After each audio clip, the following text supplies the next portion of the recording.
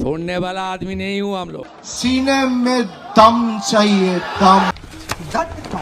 না না, ধৈর্য ধরে 5টা মিনিট আমায় সময় দাও। এই 5 মিনিট আমি তোমাদেরকে বোঝাবো বর্তমান আমাদের রাজ্যের সরকার কি খেলাটা খেলছে সাধারণ মানুষের সাথে। দেখো, প্রথমে আমি বলি আমি একজন সৎ এবং নিষ্ঠাবান বিজেপি কর্মী। এরপরে আমি আসি এই যে অভিষেক ব্যানার্জি বনাম শুভেন্দু অধিকারী, এই দুজনের যে গোল পাকানো কাকা ভাইপোর খেলা, সেটা নিয়ে আজকে কথা বলবো। তোমরা ভিডিওটা শেষ পর্যন্ত দেখতে থাকো, কথা দিচ্ছি নেক্সট লেভেলের মজা পাবে। তো চলো আর বেশি না বকে ভাট, আজকের ভিডিওটা শুরু করা যাক। তো হে বাঙালি, হ্যালো বাঙালি, নমস্কার বাঙালি, কেমন আছো তোমরা সবাই? আশা করি অনেক অনেক ভালো আছো। আজকের একটা নতুন ভিডিওতে তোমাদের সবাইকে জানাই অনেক অনেক স্বাগত। ফালতু কোন জায়গা দূরবীন লাগবে খুঁজতে, দূরবীন লাগবে। কালকে অনেক বড় বড় কথা বলেছেন। আয় শুভেন্দু অধিকারী, আয় অমিত শাহ। কি বলেছিলেন? ডিজে বাজাবেন। 4 তারিখে অমিত শাহ যেন রাজ্যে থাকে। দেখো, ভোটের আগে আমাদেরকে বোঝানো হয়েছিল যে ভাইপো ভাইপো মানে বিশাল চুরি করেছে, ভাইপোর নামে সমস্ত প্রমাণ আছে, শুধুমাত্র পিসির জন্য ভাইপোকে অ্যারেস্ট করতে পারছে না। আমরাও এটা মেনে নিয়েছিলাম। শুভেন্দু অধিকারী তো সব সময় কয়লা ভাইপো, বালি ভাইপো, চোর ভাইপো, এরকম করে অনেক নাম নিয়ে অভিষেক ব্যানার্জিকে অনেক উল্টোপাল্টা কথা বলেছেন। আমিও বিশ্বাস করে নিয়েছিলাম, আমার মতো আরও যারা গান্ডু পাবলিক তারাও মেনে নিয়েছিল যে অভিষেক ব্যানার্জি অনেক বড় চোর, অনেক প্রপার্টি করে ফেলেছে। মাঝে তো আবার একটা বড় সড়ো মাপের কথা উঠেছিল, শুভেন্দু অধিকারীও বলেছিলেন मैं म्यूनिसिपल अफेयर्स का सेक्रेटरी और केएमसी का कमिश्नर को बताया 4 नाम लेकर। মিউনিসিপ্যালিটিতে আমি লিস্ট চেয়েছি কার কত প্রপার্টি আছে। এই শুনে সে লিস্ট আবার ভাইরাল হয়ে গেছিলো। তোমাদের মনে আছে কিনা জানি না, সায়নী ঘোষ এবং অভিষেক ব্যানার্জির একটা প্রপার্টি পাওয়া গেছিলো। সেখানটায় গিয়ে আবার সংবাদ মাধ্যমেরা খোঁজ নেয় যে সেটা অন্য সায়নী, অন্য অভিষেক ব্যানার্জি। এইদিকে তো বিশাল কিছু হয়ে গেছিলো, পুরো নিউজ চ্যানেল, গোটা সোশ্যাল মিডিয়া জুড়ে অনেক রকম অনেক কেচ্চাকীর্তি হয়েছিল। সবটাই তোমরা একটু আধটু জানো। তবে এখানটায় আমার সবথেকে বড় প্রশ্ন যে আজ পর্যন্ত মিউনিসিপ্যালিটি কী অ্যাকশন নিয়েছে অভিষেক ব্যানার্জির বিরুদ্ধে? তার নামে সব বেআইনি প্রপার্টি, তার নামে সব বেআইনি নির্মাণ, তার অনেক কেচ্চাকীর্তি আছে, পৌরসভার নিয়ম তিনি মানেননি। আমার একটা কথা বলো তো, আজকে তো প্রায় 100 দিনের উপরে হতে গেল, সরকার আজ পর্যন্ত অভিষেক ব্যানার্জির বিরুদ্ধে কি অ্যাকশনটা নিতে পেরেছে? এটাই আমার সবথেকে বড় প্রশ্ন তোমাদের কাছে। তোমরা এর উত্তরটা দেবে। দেখো কাণ্ড। এই সরকার ভদ্র আছে বলে না, এখনো এরকম প্যান্টের পকেটে হাত ঢুকিয়ে ওই হিরো কায়দায় 2000 লোকের সামনে হাত নাড়তে নাড়তে। এতদিন মুখ খুলিনি, এতদিন অনেক রকমের অনেক কথা বলেছি, তোমরা সেটা নিয়ে অনেক কমেন্টও করেছো। আজকে আমায় কিছু কথা বলে যাও যে এই অভিষেক ব্যানার্জি নামটা নিয়ে আমাদেরকে যেভাবে বোঝানো হয়েছে, রাজ্যের সরকার ক্ষমতায় আসার পরে এই নামটা নিয়ে এতটুকু কোনো মাথা ব্যথা আছে সরকারের? মানে সরকার এই নামটার বিরুদ্ধে কোনো রকম কোনো ব্যবস্থা নিয়েছে কি? তোমরা বলবে হ্যাঁ নিয়েছে। কি ব্যবস্থা নিয়েছে এবার আমি তোমাদেরকে বলি। ডিজে মামলা, এটার নামে একটা অভিষেক ব্যানার্জিকে ডেকে নিয়ে যাওয়া হলো 2বার 3বার, একবার ভয়েস টেস্ট, একবার এটা ওটা, এই একটা মামলা ছিল। আর একটা মামলা হলো অভিষেক ব্যানার্জি তার গাড়ির দুদিকে লোক ঝুলিয়ে কেন ঘুরছে, এটা একটা বড় মামলা। এবার আমায় বলো যে ইনার বিরুদ্ধে এত যে চুরির কথা উঠেছিল, সেই চুরির মামলাগুলো গেল কোথায়? এবং আজ পর্যন্ত সেই মামলাগুলোর বিরুদ্ধে একটাও কি মামলা কোর্ট পর্যন্ত গেছে? না পুলিশ এগুলোর বিরুদ্ধে একটা অ্যাকশন নিয়েছে? আমায় এটার উত্তর আমি জানতে চাইছি আমাদেরই নেতা, আমাদেরই মুখ্যমন্ত্রীর কাছে। আরে জিও গুরু, छोड़ने वाला आदमी नहीं हूं हम लोग। হ্যাঁ বলছি, এই সরকার কাউকে ছাড়বে না, ছাড়ারও কথা নয়। যারা যারা দোষ করেছে প্রত্যেকটা মানুষের শাস্তি হোক, সেটাই আমরা চাই। এবং তিলোত্তমার বিচার চাই। তিলোত্তমার বিচারের নামে যে প্রহসন চলছে, আজকে অভিষেক ব্যানার্জির নামে যেসব প্রহসন চলছে, সেগুলো নিয়ে না আমার কোথাও গিয়ে মনে হচ্ছে যে এগুলো একটা মানুষের তিক্ততার জায়গায় পৌঁছে যাচ্ছে। না পিসির বিরুদ্ধে কোনো অ্যাকশান, না ভাইপোর বিরুদ্ধে কোনো অ্যাকশান। ওনাদের আবার নিরাপত্তা বাড়ানো হয়েছে, ওনারা ঠিকঠাকভাবে ওনাদের জায়গায় পুরোপুরিভাবে ঠিক আছেন। শুধুমাত্র মাঝখান থেকে মানুষজন বোকা বনে গেল। কাকা ভাইপোর সম্পর্ক পুরোপুরি ঠিক আছে, বাইরে কাকা ভাইপোকে চোর বলছে, আবার ভাইপো কাকাকে গদ্দার বলছে, এইটুকুই চলছে, আর কিচ্ছু নয়। 100 দিনের পরও সরকার যদি সামান্য ন্যূনতম ব্যবস্থাটুকু না নিতে পারে, এর থেকে লজ্জাজনক ঘটনা মনে হয় আর কিছু হতে পারে না। ঠিকই শুনছো, ভুল কিছু শোনেন। सीने में दम चाहिए, दम। বুকের পাটা চাই, সেই বুকের পাটা দেখিয়ে হাতে প্রাণ নিয়ে কর্মীরা কুচবিহার থেকে কাকদ্বীপ, দার্জিলিং থেকে দেগঙ্গায়। দেখো, ভাইপোর নামে এত কথা বলার পরেও ভাইপো কিন্তু বলল বুকের পাটা লাগে, দম লাগে, অনেক রকমের অনেক কথা বলল। এবং প্রতিনিয়ত সে অনেক রকমের কথা কমেন্টও করছে, সব কিছুই করছে, ঘুরে বেড়াচ্ছে, হাউসে যাচ্ছে। উনি একজন সাংসদ, তিনি প্রত্যেকটা জায়গায় যাচ্ছেন। তার বিরুদ্ধে কোনো রকম কোনো ব্যবস্থা নেওয়া হয়নি, আর ভবিষ্যতে হবে বলে আমার মনে হয় না। এর পেছনের এবারে বড় কারণটা আমি বলি, অভিষেক ব্যানার্জি এমন একটা নাম, এই নামটাকে যদি বাঁচিয়ে রাখা যায় তাহলে প্রতি বছরে নিজেদের ব্যর্থতাগুলোকে ঢাকা দেওয়ার জন্য ওই নামটাই ব্যবহার করা যাবে। এই জন্যই আমাদের বর্তমান সরকার এটাকে বাঁচিয়ে রাখতে চাইছে। এই অভিষেক ব্যানার্জির মিলিয়ে নিয়েও কোনোদিনও কোনো শাস্তি হবে না, এর উপরে প্রচুর পরিমাণে কেস হবে, সেটা উনিও জানেন, ওনার পিসিও জানে, কিন্তু কোনোদিন কোনো কেসের চার্জশিট পেশ হবে না, আদালত পর্যন্ত সেই কেসটা পৌঁছবে না।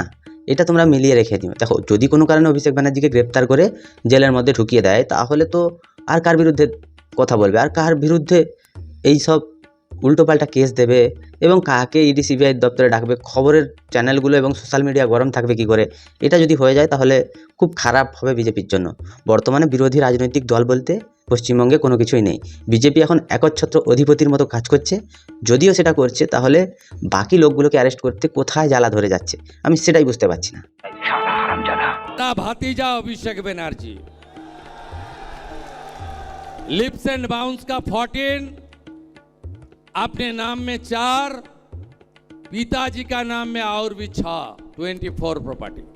হ্যাঁ, ভাইপোর কথায় একটা আমার ভালো কথা মনে পড়েছে। তোমাদের মনে আছে যখন প্রাইমারি এবং আপার প্রাইমারি এই দুটো নিয়ে কেস চলছিল, তার আগে এসএসসি দুর্নীতি মামলা, সেই মামলাতে ভাইপোর কাছে পর্যন্ত চলে গেছিলো কেসটা, কিন্তু সেখানটা একটু টুইস্ট এনে সিবিআই বলল জনৈক অভিষেক ব্যানার্জি। লিপস অ্যান্ড বাউন্সের কথাও এলো, আবার লিপস অ্যান্ড বাউন্সের ম্যানেজার সুজয় কৃষ্ণ ভদ্র, তাকে কিন্তু অ্যারেস্ট করা হলো, অভিষেক ব্যানার্জির কাছে কিন্তু গেল না। এটা একটা তোমাদের কাছে আশ্চর্যজনক বলে মনে হয়নি? এত এত চুরি করা, এত এত চামারি করার পরেও একটা মানুষ কী করে বাইরে ঘুরতে পারে, সেটাই আমি জানতে চাইছি। এনাকে বাইরে রেখে বিজেপির কী লাভ?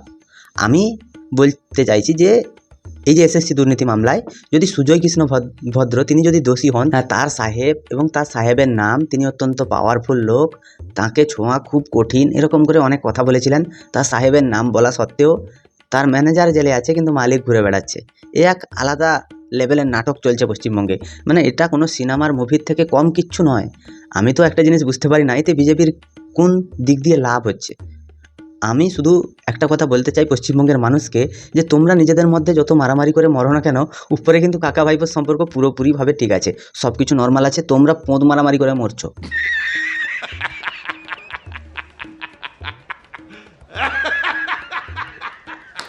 ये लूटने वाला जैसे शांतनु सिन्हा विश्वास अंदर में है,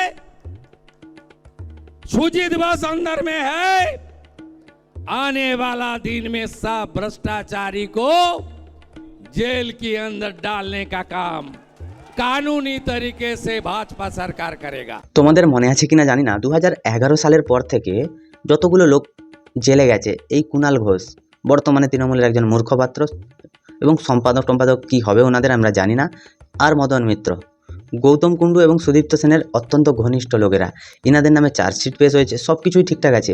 এনারা বাইরে বেরোলেন কী করে? সাধারণ গরিব মানুষের টাকায় নিজেরা ভর্তি করার পরে জেল খেটে কদিন বাইরে বেরিয়ে এলেন। এটা কি আইন বলে? এটা কি আইনের শাসন চলছে? এবং আরও একটা কথা বলি, যখন অনুব্রত মণ্ডল জেলে গেল, জেলে যাওয়ার পরে উনি একজন প্রমাণিত আসামি, প্রমাণিত চোর এবং চিটিংবাজও, তিনি কি করে জেল থেকে ছাড়া পেয়ে গেলেন? তার বিরুদ্ধে কোনো রকম কোনো প্রমাণ নিশ্চয়ই দেওয়া গেল না, নাহলে সাজাটা তিনি কেন পাননি? প্রত্যেকটা মানুষ তৃণমূলের যতজন জেলের ভেতরে গেছে প্রত্যেকজন অভিযুক্ত, কেউ প্রমাণিত চোর নয়। আজ পর্যন্ত অভিষেক ব্যানার্জিকেও 7-8 বার ডাকা হয়েছে ইডির দপ্তরে, কিন্তু তিনি প্রত্যেকবারই গেছেন।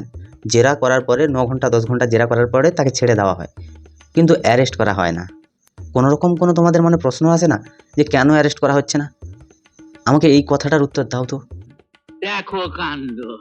छोड़ने वाला आदमी नहीं हूं हम लोग। হ্যাঁ কাকা, আমি জানি যে তুমি ছোড়নেওয়ালা আদমি না, আমি জানি তুমি সব কিছুর বিচার করবে, কিন্তু কবে? আর ছোড়নেওয়ালা আদমির কথা বলছি, তুমি আগে ধরে তো দেখো, তারপরে না হয় ছাড়বে।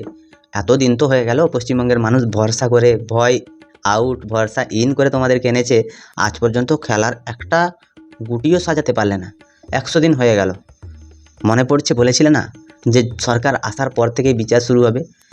এই ছোটোখাটো চুনোপুটিগুলোকে জেলে ভরে, ঠিক বললাম? তোমরা ভাবছো যে অনেক কিছু হয়ে গেছে, কিন্তু বিশ্বাস করো মেন রাঘব বোয়ালরা তারা বাইরে আছে, তাদেরকে বাইরে রাখলেই না লাভ। তাদেরকে বাইরে রেখেই তো তাদের উপরে দোষ চাপানো যাবে। প্রাক্তন মুখ্যমন্ত্রীকে কেন জেলে ঢোকানো হয়নি যখন তিনি শিক্ষকদের উপরে অত্যাচার করেছিলেন? প্রাক্তন পুলিশ মন্ত্রী তাকে কেন অ্যারেস্ট করা হয়নি? তিলোত্তমার বিচারের সময় কোনো রকম তার পারিবারিক এই যে সই ছাড়া তার লাশটাকে জ্বালিয়ে দিয়েছিল। কেন প্রাক্তন পুলিশ মন্ত্রীর নামে কেস হয়নি? কেস হয়েছে কার নামে? নির্মল বাবুর নামে। হ্যাঁ, তাকে বাবু বলছি, এখনও সম্মান পাওয়ার যোগ্য। তাকে আবার উড়িষ্যা থেকে ফিল্মি কায়দায় অ্যারেস্ট করে এনেছিল পুলিশ। পরে কি হলো? জামিনে মুক্ত হয়ে গেল জামিনে। এগুলো বিচার না বিচারের নামে প্রহসন? जावेद खान का बेटा 90 प्रॉपर्टी ये लोग लूटा है। হ্যাঁ, শুভেন্দুবাবু বলেছিলেন যে তিনি কাউকে ছাড়বেন না, যারা যারা দোষ করেছে তাদের প্রত্যেকের শাস্তি হবে। এই শুনে জাভেদ খান বাবু কী করলেন? নতুন তৃণমূল, ভালো তৃণমূলে জয়েন করলেন। ওই যে ভালো তৃণমূল নামের যে শব্দটা, ওটা চোর চিটিং বা ছ্যাঁচোরদের জায়গা। কারণ জাভেদ খান নামক যে মানুষ, তো বলবো না, মানুষরূপী শয়তান, উনি যে আছেন, উনি আর তার ছেলে মিলে যে পরিমাণ দুর্নীতি, তোলাবাজি এবং সরকারি টাকা লুট করেছেন এবং যতটা প্রপার্টি কিনেছেন, সেগুলোকে বাঁচানোর জন্য তারা নতুন তৃণমূলে জয়েন করেছেন। আর আমরা প্রত্যেকেই দেখেছি আজকে 3 মাস ধরে শুধুমাত্র যারা মমতা ব্যানার্জির সাথে আছে তাদের বিরুদ্ধেই ব্যবস্থা নেওয়া হচ্ছে। বাকি এই লোকগুলোর বিরুদ্ধে কোনো রকম কোনো পুলিশি পদক্ষেপ অথবা অন্যান্য এজেন্সি দিয়ে কোনো রকম কোনো পদক্ষেপ নেওয়া হচ্ছে না। তবে এখানটা একটা বড় প্রশ্ন আসছে, তাহলে কি এরা নতুন তৃণমূলে গেলে সবাই বেঁচে যাবে? মানে মমতা ব্যানার্জি, অভিষেক ব্যানার্জিও যদি নতুন তৃণমূলে চলে যায়, তাহলেও কি বেঁচে যাবে? সেটাই প্রশ্ন সবার সামনে উঠে আসছে। জাভেদ খানের ছেলে 90টা প্রপার্টি, জাভেদ খানের 40টা, এইরকম করে তুমি তো লিস্ট দিচ্ছ, কিন্তু কাজে কর্মে কী দেখাচ্ছ সেটাই তো বুঝতে পারছি না। গ্রেপ্তার কি হচ্ছে? নির্মল ঘোষের ছেলে। সে কিসের মামলায়? না লটারির টিকিট চুরির মামলায়।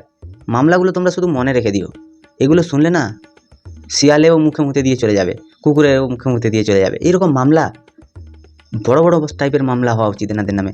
যত দুর্নীতি করেছে, যত মানুষের, সাধারণ গরিব মানুষের টাকা চুরি করেছে, প্রত্যেকটা নিয়ে মামলা হওয়া উচিত।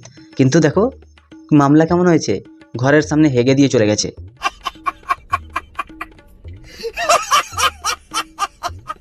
হ্যাঁ, আজ আমাদের সরকার এসছে বলেও আমি কথা বলছি, আমি বিচার চাইছি। আজকে আমাদের সরকার এসছে বলেই আমি প্রশ্ন করছি আমাদের সরকারের কাছে। যখন মুখ্যমন্ত্রী ছিলেন মমতা ব্যানার্জি এবং অভিষেক ব্যানার্জি সাংসদ ছিলেন, তখন থেকেই অভিষেক ব্যানার্জি যেতেন ইডির দপ্তরে। তো সেটা যতটা না হতো, বর্তমানে তারা ক্ষমতায় না থেকেও ওনারা অনেক ভালোই আছেন, সুখে আছেন। মরছে কে জানো? সাধারণ মানুষ। 3-3 হাজার টাকার জন্য লাইনে দাঁড়াচ্ছে ঘন্টার পর ঘন্টা, দিনের পর দিন। কিসের তাগিদে মানুষ আমাদেরকে এনেছিল? কোন কারণে মানুষ আমাদেরকে ভোট দিয়েছিল? চোর চিটিংবাজের হাত থেকে বাঁচতে, বিচার পেতে, এবং চোরেরা যেসব টাকা চুরি করে রেখেছে সেই টাকাগুলোকে ফিরিয়ে আনতে। কোনটা হচ্ছে? আমরা কি দিতে পেরেছি? শুধুমাত্র 2টো লম্বা চওড়া ভাষণ ছাড়া আমরা কিচ্ছু দিতে পারিনি। পশ্চিমবঙ্গের মানুষকে আজকে 100 দিন ধরে আমরা বোকা বানিয়েছি, কিচ্ছু করতে পারিনি, কিচ্ছু না। হ্যাঁ, ধন্যবাদ তো জানাই সেই সব মানুষকে যারা এতদিন এত অত্যাচার সয়েও আমাদের সাথে আজকে আমাদের উপরে ভরসা করেছেন, এতদিন পর্যন্ত আমাদের উপরে আস্থা রেখেছেন। কিন্তু আমরা কি সত্যি সেই আস্থা মানুষের মনে জাগাতে পারছি না। কবে বিচার পাবে মানুষ? কবে বিচার পাবে? যেই সব বিজেপি নেতারা, তারা আমাদেরকে ক্ষমতায় আনার জন্য প্রাণ দিয়েছিল, তাদের বিচারগুলো কবে হবে? কিভাবে হবে? পশ্চিমবঙ্গের পুলিশ কিভাবে কাজ করবে? এই যে প্রায় 400-র উপরে বিজেপি কর্মী খুন, তাদেরকে বিচার পাইয়ে দেবে কে? তাদের সংসারের কি হবে? প্রত্যেকটা জিনিস আমাদের বুঝতে হবে। কেন এরকমভাবে আমরা চালাচ্ছি সরকারটা? আগে তো আমরা পাপের বিচার করি, তারপরে না হলে উন্নয়ন করব। শুধুমাত্র উন্নয়ন করলে হবে না, পাপীদেরকেও বিচার দিতে হবে, নাহলে এই সরকার টিকবে না। বলেন কি? দেখো, তোমাদের এই মহামূল্যবান সময় দিয়েছো আমায়, তোমাদেরকে অসংখ্য অসংখ্য ধন্যবাদ। আমার এই কথাগুলোর সাথে তোমরা যদি একমত হও, তাহলে ভিডিওটাতে একটা কমেন্ট করে যেও এবং ভিডিওটা লাইক করো, শেয়ার করে দিও সবাইকে। যদি ভালো লাগে ভিডিওটা, তাহলে এই চ্যানেলে আবার এসো, আবার এরকম ভিডিও বানাবো। আমায় কমেন্ট করে জানিও। সবাই ভালো থেকো, সুস্থ থেকো, সাবধানে থেকো, আর দেখতে থাকো বাংলার কোণে ঘর।